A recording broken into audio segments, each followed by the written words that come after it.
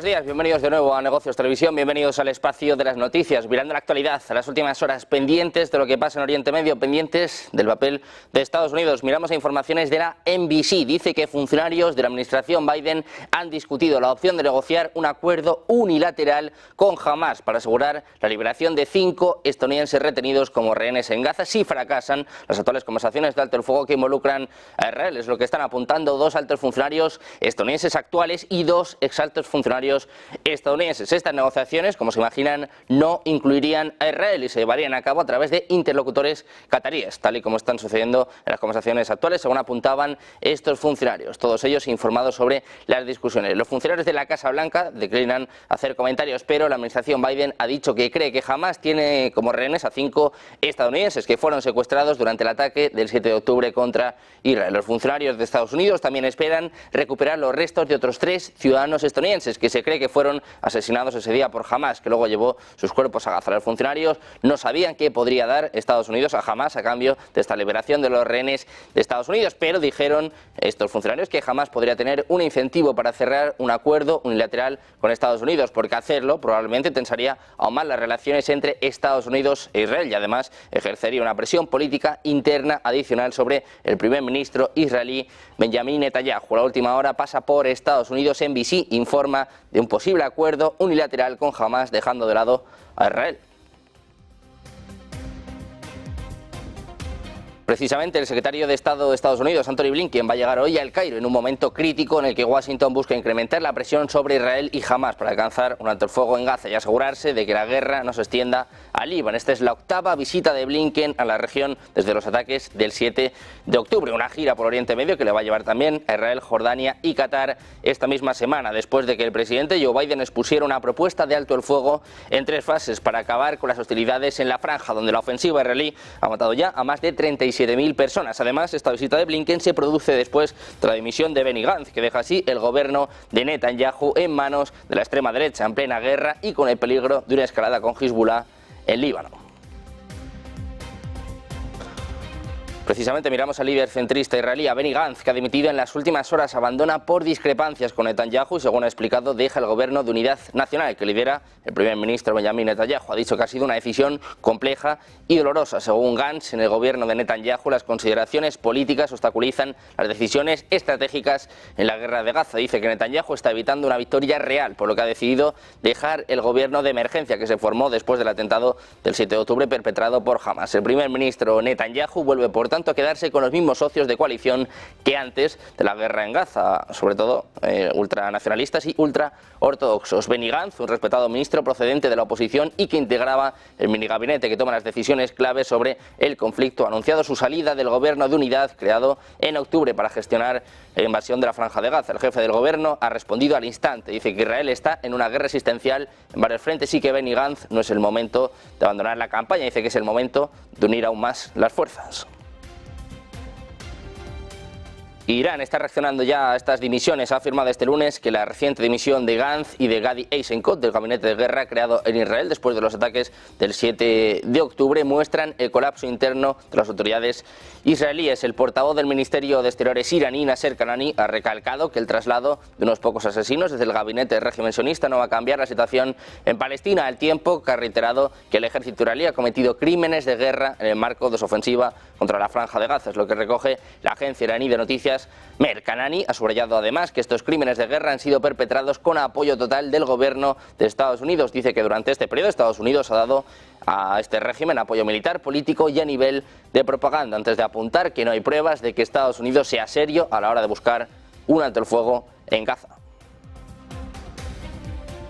Hablamos también de la tensión entre las Coreas. Les contamos que Corea del Norte ha enviado otro lote de globos llenos de basura a través de la frontera intercoreana durante la noche del lunes, es lo que informa la agencia Yonhap, citando al ejército de Corea del Sur. Los 310 globos estaban llenos de plástico y papel de desecho, sin añadir ningún material tóxico a esta mezcla, según apunta el Estado Mayor conjunto. Esta medida marca la reanudación de la campaña de globos de ojo por ojo de Pyongyang, que comenzó el pasado 28 de mayo debido a los folletos anti-Corea del Norte de activistas en Corea del Sur. Y mientras tanto, Europa amanece en plena resaca electoral. El centro-derecha del Partido Popular Europeo se reafirma como la primera fuerza política en la Eurocámara, buscando repetir la coalición que dio estabilidad en el ciclo pasado con liberales y socialistas, aunque tal vez tenga que incluir a los verdes si quiere cercar a la creciente extrema derecha. En su comparecencia anoche, von der Leyen apuntaba que es un resultado de responsabilidad en el que el Partido Popular Europeo es el que ha sido votado con mayoría. Apuntaba que el trabajo empieza desde hoy y que tendrán que tender puentes y trabajos con aquellos de mentalidad afín. El resultado, pues es un reflejo de responsabilidad. El PPE es el partido más votado, hemos conseguido una mayoría impresionante, pero esta fuerza nos obliga por responsabilidad a tomar medidas para que nuestra Europa siga fuerte. Este trabajo empieza desde mañana mismo, no tenemos tiempo que perder. Tenemos que tender los puentes necesarios y trabajar con aquellos de mentalidad afín y cuyos objetivos también sean afines. Tengo confianza, pero sé que me espera un camino. Von der Leyen, que confía además en iniciar su segundo mandato con el apoyo de los líderes europeos, aseguraba que durante su primer mandato demostró que dice que puede conseguir una Europa unida. Aseguraba además que su objetivo es trabajar por y con los europeístas, pro-ucranianos y pro-Estado de Derecho. Denunciaba además los peligros que azotan el mundo y los intentos por desestabilizar y herir a Europa. Señalaba que no lo van a permitir. Lo escuchamos. En mi primer mandato he demostrado lo que una Europa fuerte puede llegar a alcanzar. Mi objetivo es continuar por esa vía con los europeístas, pro-ucranianos, pro-Estado de Derecho. Desde mañana este trabajo vuelve a empezar y continúa. Concluyo. Desde luego estas elecciones no se celebran en un espacio vacío. El mundo que nos rodea sufre todo tipo de sacudidas, tanto de dentro como de fuera. Choques que tratan de desestabilizar nuestras sociedades y que tratan de herir a Europa. Pero nosotros nunca permitiremos que esto suceda. Por eso, luchamos todos los días por una Europa fuerte.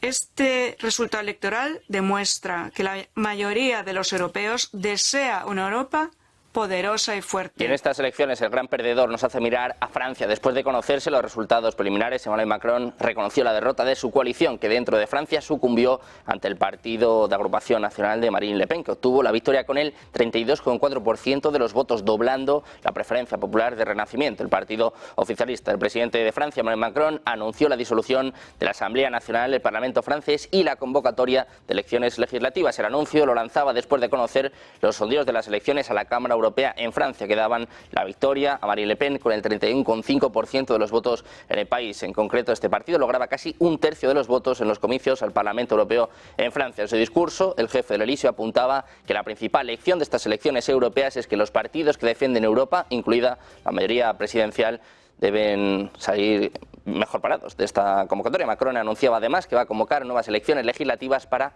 el 30 de junio.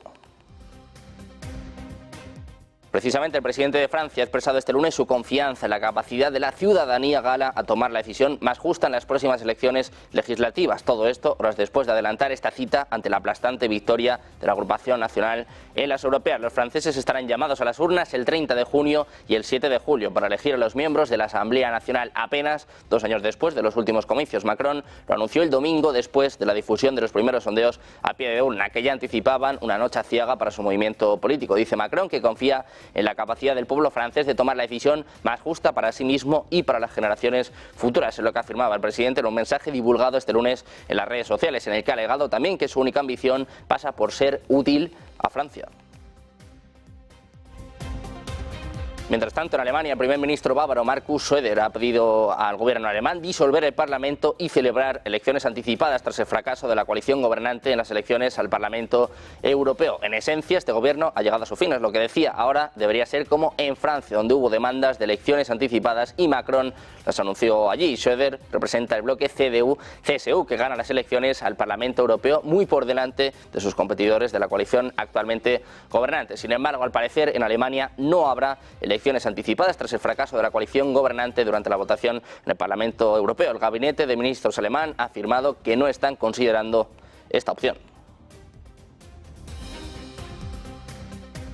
Hablamos también del presidente de Estados Unidos, Joe Biden, ha adelantado este domingo que ha llegado a un acuerdo con su homólogo francés, con Emmanuel Macron, sobre el uso de activos rusos congelados para ayudar a Ucrania. Al ser preguntado por reporteros sobre si discutió este tema en un encuentro con el presidente francés y si se alcanzó un pacto sobre cómo usarlos, Biden ha respondido que sí. La visita de 5 días de Biden a Francia, que arrancaba con los actos de conmemoración del 80 aniversario del desembarco de Normandía, ha culminado este sábado en París con una intensa jornada junto a Macron, en la que ambos mandatarios han intentado sincronizar posiciones respecto a los dos conflictos que marcan la actualidad, Gaza y Ucrania, antes de la cumbre del G7 en Italia de la próxima semana, y sobre todo ha replanteado el futuro de las relaciones transatlánticas en un contexto de amenaza de vuelta de Trump a la Casa Blanca. Macron y Biden ya habían limado diferencias en los últimos tiempos respecto a algunas posiciones geopolíticas, pero la visita de Estado a Francia, la primera del estadounidense y que se da además a la víspera de unas importantes elecciones europeas, ha servido para revitalizar una relación que no empezó bien al principio y que ha ido mejorando con el paso del tiempo. Pendientes de Estados Unidos, miramos también a la CIA. No es la primera vez que se especula con lo que podría suceder si Rusia vence en Ucrania. El último en hacerlo ha sido el exdirector de la CIA, David Petrus, en declaraciones recogidas por el medio británico The Sun, mencionando la opción de que el conflicto pudiera extenderse en ese supuesto si Putin tiene éxito. Además, ha mencionado un nuevo objetivo que Moscú tendría en caso de derrota ucraniana en el conflicto bélico en territorio ucraniano. De hecho, llegó a afirmar que Putin no estaría satisfecho con Ucrania y apuntó al siguiente país. Dice que claramente Moldavia sería la siguiente. El pasado marzo, Chisinau anunció la suspensión de la aplicación del Tratado sobre Fuerzas Armadas Convencionales en Europa, por el cual se limitó el despliegue de tropas extranjeras en su territorio. Moldavia, según el exanalista de la CIA, no sería el único objetivo. Petrus también mencionó a las repúblicas bálticas, como por ejemplo Lituania. Dice que después podría ir a alguno de los otros países bálticos, que cree que queda claro que deben escuchar a Putin. Pendientes precisamente del conflicto en Ucrania, nuevos avances de Rusia en una ciudad clave. Hablamos de Chasiv. Ya hacemos una pausa, 2 minutos, y enseguida les contamos todo en Negocios Televisión.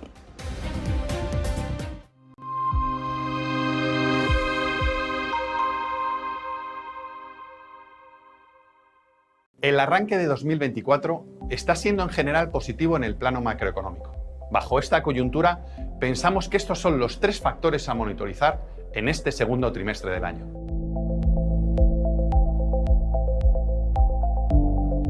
En primer lugar, los principales indicadores macroeconómicos han aguantado mejor de lo previsto y ahora apuntan a que el desenlace más probable para este año ya no es una recesión cíclica, sino un aterrizaje suave, aunque los riesgos de recesión podrían resurgir en 2025.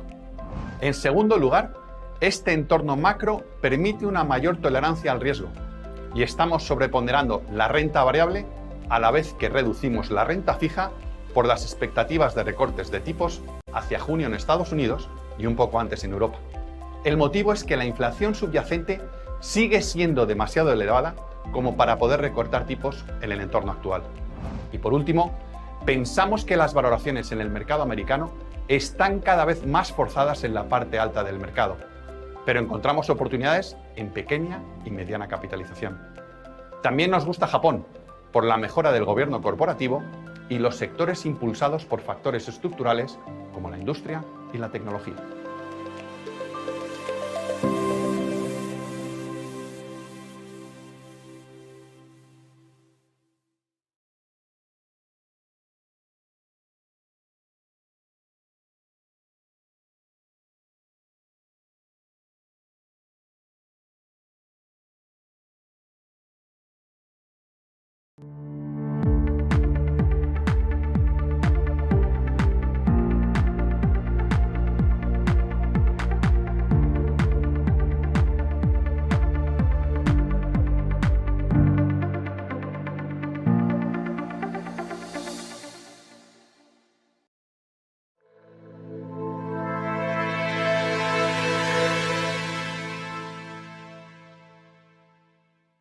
de vuelta en Negocios Televisión, mirando la última hora, la actualidad, mirando el conflicto en Ucrania. Les contamos que las fuerzas rusas parecen estar avanzando hacia su antiguo objetivo de capturar la estratégica ciudad ucraniana de Chasiv Yar, según informes del domingo de ambos lados del conflicto, que dura más de 2 años. Chasiv Yar se encuentra en un terreno elevado, unos 20 kilómetros al oeste de Bakhmut, una ciudad que las fuerzas rusas ya tomaron hace un año, después de meses de batallas que arrasaron casi todos sus edificios. Ambas partes lo consideran un posible punto de partida para que Rusia avance hacia las ciudades claves de Kramatorsk y Sloviansk. El medio de comunicación ucraniano Ukrainska Pravda ha citado a una fuente militar y a un bloguero diciendo que las fuerzas rusas habían comenzado a ocupar un distrito de la ciudad junto a un canal. Dicen que durante la semana pasada hubo más de 1.500 casos de bombardeos de las afueras de Chasiv Yar de norte a sur. Esta fuente dijo que las tropas rusas estaban usando bombas aéreas guiadas para despejar áreas a lo largo de una carretera principal y con el apoyo de múltiples misiles de largo alcance y de drones que han comenzado a avanzar y fortalecer a sus fuerzas.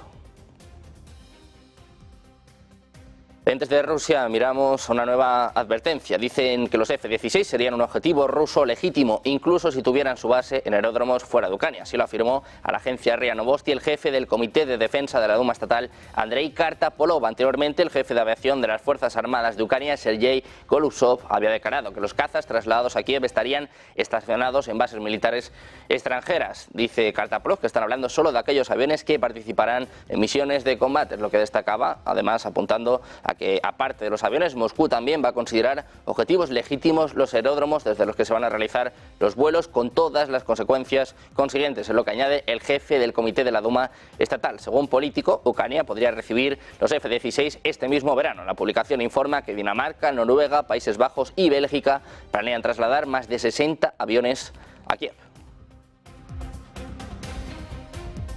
Hablamos también del presidente ruso Vladimir Putin. Va a visitar Corea del Norte y Vietnam en las próximas semanas, según avanza hoy el periódico Vedomosti, citando a una fuente diplomática. El embajador ruso en Corea del Norte ha confirmado a rotativo que la visita de Putin a Pyongyang está siendo preparada activamente. El citado medio apunta a que Putin podría visitar Vietnam este mismo mes, probablemente justo después de su paso por Corea del Norte. Miramos también a Ucrania. Las fuerzas ucranianas han atacado por primera vez un avión de combate ruso Sukhoi Su-57 de última generación en una base aérea dentro de Rusia, es lo que informa la agencia de inteligencia de defensa GUR de Kiev, mostrando imágenes de satélite que, según decía, confirman este impacto. En una publicación de Telegram, el GUR no especificó cómo fue atacado el Su-57 ni por qué unidad del ejército ucraniano. Un popular bloguero militar prorruso que se hace llamar Fighter Bomber y además se centra en la aviación, dijo que el informe del ataque al Su-57 era correcto y que había sido alcanzado por un dron. Ucrania ha estado luchando desde febrero de 2022 y ambas partes realizan ataques regulares a cientos de kilómetros de territorio enemigo con misiles y drones. Ucrania, que carece del vasto arsenal de misiles del que dispone Moscú, se ha centrado en fabricar drones de largo alcance para atacar objetivos en el interior de Rusia. Este bloguero dijo que el avión de combate fue alcanzado por metralla y que actualmente se estaban evaluando los daños para ver si el avión podría repararse. Dijo que si se considera irreparable sería la primera pérdida en combate de un Su-57. Por su parte, Zelensky ha vuelto a instar a un mensaje a los aliados de Ucrania de que su país necesita un nivel de protección que le defienda de los ataques rusos, especialmente con una defensa aérea efectiva. Se refirió también a la guerra electrónica y aviones de combate. En un mensaje en la red social Facebook, Zelensky ha señalado que Rusia solo es capaz de continuar esta guerra debido a su capacidad de aterrorizar con bombas aéreas guiadas, varios tipos de misiles y aviones no tripulados. Por eso, dice Zelensky, una defensa aérea eficaz, la guerra electrónica y los aviones de combate son fundamentales para reforzar la defensa de nuestro país, proteger a nuestro pueblo y las posiciones en primera línea, así como para expulsar a los ocupantes de Ucrania. El presidente también ha dado las gracias a todos los que en todo el mundo ya están colaborando en esta tarea.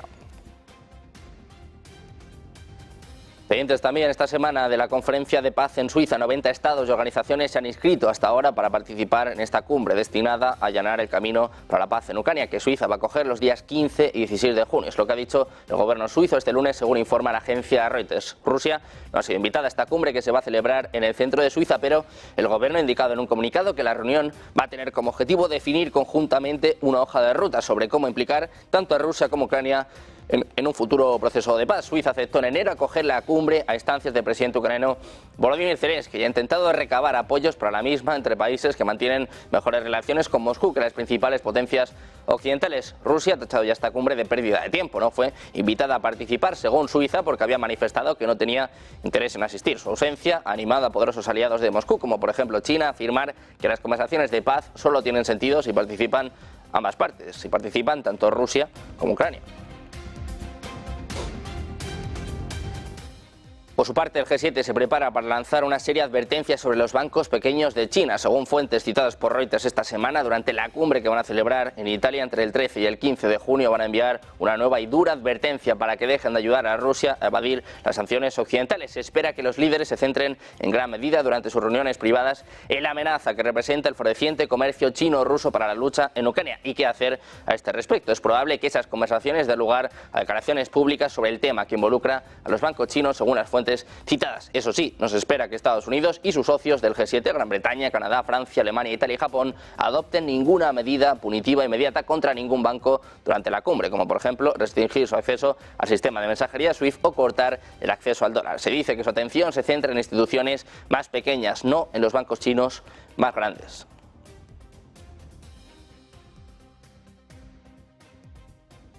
Pendientes también del FMI, ha instado a Estados Unidos a reducir su creciente carga fiscal, haciendo hincapié en el hecho de que el fuerte crecimiento económico que registra le da amplio espacio para controlar el gasto y aumentar los impuestos. En una entrevista a Financial Times, Gita Gopinath, su directora gerente del fondo, ha subrayado que es hora de que las economías avanzadas inviertan en consolidación fiscal y aborden cómo planean reducir la carga de la deuda a los niveles anteriores a la pandemia. Sobre Estados Unidos ve un amplio terreno para que reduzcan el tamaño de sus déficits fiscales, un llamamiento que llega, según señala este diario, mientras economistas e inversores temen que años de despilfarro fiscal, tanto por parte de demócratas como de republicanos, estén acumulando problemas para la economía estadounidense. La Oficina de Presupuesto del Congreso, el organismo de control fiscal del gobierno federal, espera que la relación deuda-PIB se dispare en 2029 por encima de su máximo anterior de la época de la Segunda Guerra Mundial. Pronostica déficits de entre el 5,2% y el 6,3% en los próximos 10 años si los planes continúan en la misma dirección. El FMI dijo en su monitor fiscal de referencia, publicado en abril, que esperaba que Estados Unidos registrara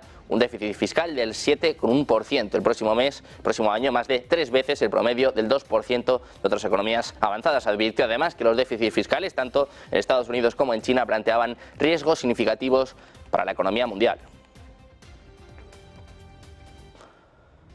Miramos también a la eurozona. La confianza de los inversores se ha recuperado en junio, según mostraba este lunes el último informe de Sentix. El índice de confianza pasó de un negativo 3,6% en mayo a un 0,3% en junio, positivo por primera vez desde febrero de 2022 y aumentando por octava vez consecutiva. El índice de situación actual en el mes informado mejoró 5,3 puntos en comparación con mayo, reduciéndose a 9,0 negativos, mientras que el índice de expectativas mejoró de los 2,2 a los 10 puntos. La economía alemana, dicen, tendría que enviar una señal para generar más impulso. Sin embargo, esta señal aún no se ha materializado. La lenta mejora de la situación actual es sin duda uno de los principales argumentos a favor de que el BCE pueda reducir aún más los tipos de interés. Sin embargo, dicen que la ventana de oportunidad para esto no parece ser demasiado grande, según señala el informe.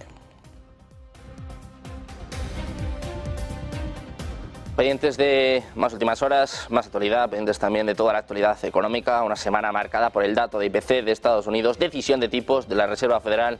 Una pausa, unos minutos, enseguida volvemos con todas las claves. Enseguida ponte en acción de la mano de Eva Villanueva.